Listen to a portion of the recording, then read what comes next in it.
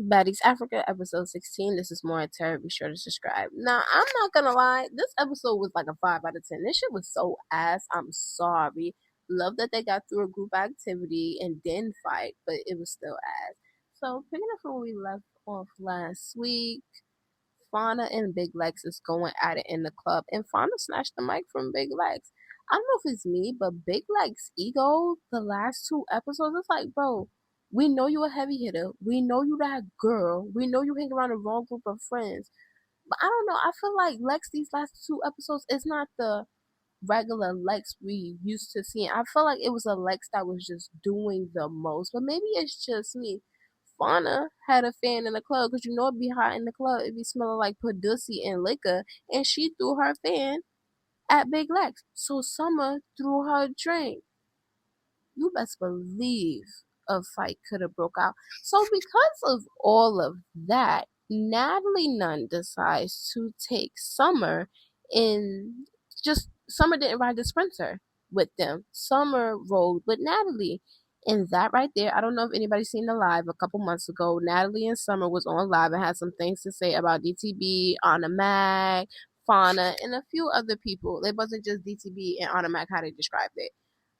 That right there set it off for a lot of people versus Natalie. Like I said, this episode was so boring. We gotta bypass a whole bunch of things other than the fact that Ivory left. I don't know if Ivory's going for the season, but DTB is really alone. It's no Pretty P, it's no Ivory. But if you really know DTB, Diamond the Body, aka Disturbing These Bitches. Well, Diamond the Body, aka DTB, aka Disturbing These Bitches.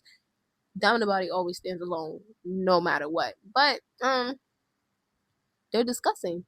They're discussing Natalie being on live with Summer and letting Summer talk shit about a group of them. Now, the activity that they're going on, they're going horseback riding. I'm sorry, but I really love Rolly because Rolly knew she wasn't getting on the horses. The girl, I love the honesty. She talking about all this ass. Now, Rolly, stop, girl. You need to stop. But while we get there, I don't even want to talk about on the way getting there because honestly, this episode was so boring. And it's just like I feel like y'all done fought, and I feel like understandable. Somebody probably feel like they didn't really fight like that because security come and break it up like Lex and Scotty. That's the situation I can understand because security always come and break it up.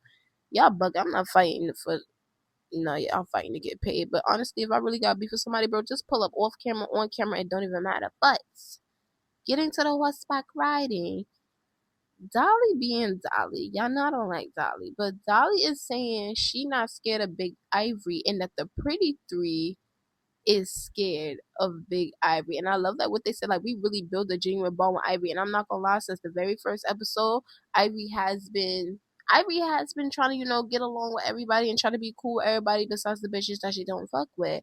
Also, Dolly faking that injury. This, if you watch last season of Baddies, a lot of us felt like Dolly was faking an injury.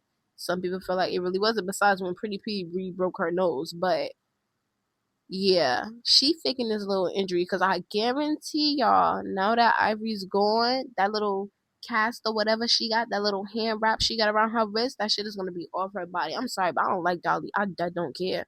Now, another thing I want to talk about is LCK. LCK saying she not pussy because she fought Rolly. You know, she ran up on. Well, I'm sorry, she stood up to Rolly. Now, what I didn't like what LCK said was that Choco, that's her yang to her yang, and that Choco is like the sweetest version of her, but when it's time to get in the paint, like Choco don't really get in the paint like that. If somebody called you out, you need to get in the paint. I'm sorry, but I feel like this is Africa, right?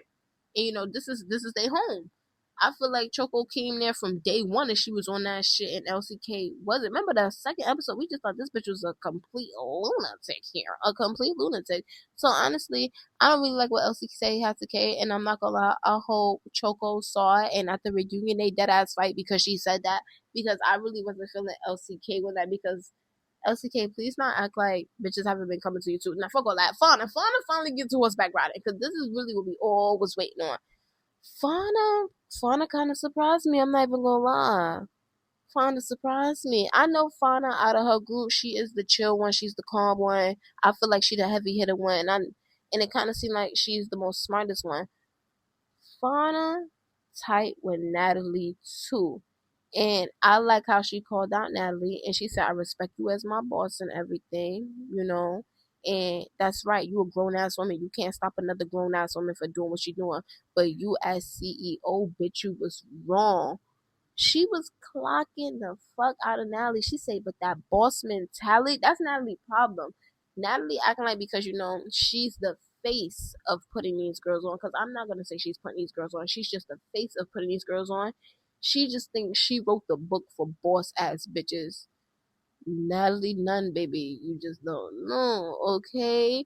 But I really like how she really was sitting there clocking Natalie. And I really thought that she clocked Natalie when she said, I'm the one who snatched the mic from Big Lex.